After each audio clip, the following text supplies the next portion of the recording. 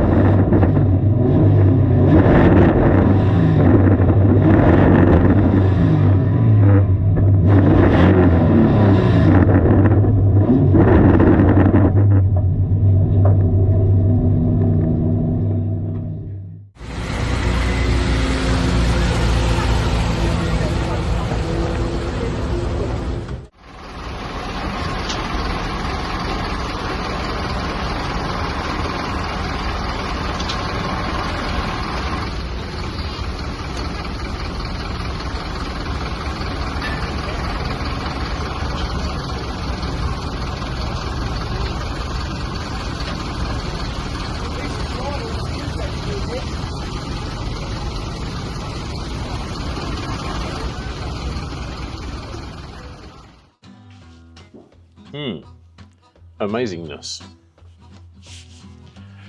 As you saw, it wasn't all that. I got bad luck. I got picked up on the rolling lap of the heat and I didn't even see the green flag. That's racing. That's part of it. It's 6 weeks worth of building a car to go out there. You might do a lap, you might do all meeting. For me, I didn't even do a lap, but it is what it is. The damage that I got from that was quite severe. It kind of caught the wall on the side plate here and tore the whole A-pillar off. Where the car was so rusty, I didn't take the wings off it, I didn't take the doors off it, so I didn't see how bad the pillars were. When you opened it, the door didn't drop, so that was good enough. But it turns out the actual A-pillar itself, where it joins to the sill inside the car, it just tore it straight off, and the imprint of where the pillar should be was still there, and the A-pillar was here somewhere, I think, when I looked down inside the car. Everyone said from the grandstand that they could look through the car and see my feet. So that was obviously quite terminal. When you have big damage like that, you then have to get your car re-scrutineered. Scrutineers have to come over and deem that it's actually safe, because without an A-pillar, if I had a big head-on or a big shot or something, that whole bulkhead could come back on my lap, pin me against the seat, or obviously worse. So they have to make sure it's safe enough that you can go out. They did do that. We repaired it good enough. They were happy with it. And in the damage on the front that we incurred, I've never had it before. You normally break a wishbone or lose a spring or something like that. But where the wishbones bolt to the subframe itself, it tore the subframe mount off. So the wishbone and the mount all came off together. So to actually look at the car, there was nothing to bolt the suspension on. The bottom bolt had snapped inside the subframe, and the top one had ripped off completely. Shock mount had ripped off completely, and then obviously snapped the steering arm and a brake pipe. So we had to once again revive the dead and try and just make something fit. Ended up welding a little bit of box section to put a bolt through for a swing arm and try and get a spring back in it without detonating in our face. And we did it, and we got back out. As I said already, we missed the gate just for the second consolation race. I was in and ready to go. So we then had to sit and wait for the end of the meeting, which was the showdown. And I knew it was a target. There was 4 DS420s there. And by that time of the day, all the others had been smashed up. They're not a strong car. They're a big target. They're big and slow and old. And do you know what I mean? So I knew I was going to get picked off. So I had to hit the first thing that I saw. It was one of the other lads, Pagey, a lad that does the Entertainers League as well. He'd been spun out, so I give him a head on. And then sort of pushed my way through that, and there was another car sat there, so I just steamed in, and then after that, it was all game over. In the process of that, somehow, we found out when we went to load up that I'd locked both the front wheels up, so it wasn't trying to go anywhere. And then after I'd been hit, and then after I got hit, it snapped the flange on the differential, so the prop shaft's just like hanging down there, because we would never have been able to fix it anyway. If that had happened in an early race, it would have been game over. So, hindsight, was it worth it? Yes, which sounds very strange to do all that work to then have that sort of performance, but that's the Entertainers League, I guess, and that's sort of what you sign up for. I knew I was taking it. I know they're not very good. I didn't expect much from it. It is what it is. I'm looking forward to stripping it out, and good riddance to you. Be gone with it, and then we can carry on with some normal Aurora cars. I say normal, we've still got some weird stuff, but stuff that we've now got kit for and more modern, and should hopefully do a lot better than this. Okay, that's it for this week. Short, sweet, and over very quickly, just like majority of men are probably watching this. And I guess I'll see you next week.